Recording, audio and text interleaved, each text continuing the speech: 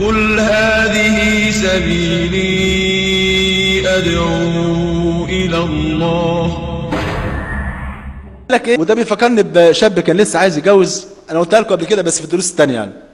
شاب كان عايز يتجوز بقى، عايز يكون بقى بيته على السنه. قال لك بقى خلاص بيت اسعد بيت في العالم، يبقى البيت ده لازم يكون على السنه.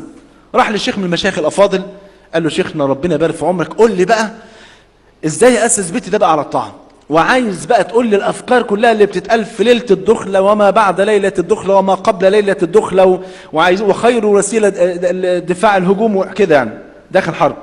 فقال له يا ابني اول ما تخش على زوجتك يا حبيبي اول حاجه تعملها حط ايدك على راسها كده وقول اللهم اني اسالك خيرها وخير ما جبلتها عليه واعوذ بك من شرها ومن شر ما جبلتها عليه، ودعاء الجماع كذا ودعاء ده كذا، كل دعاء يعني قال له كل حاجه.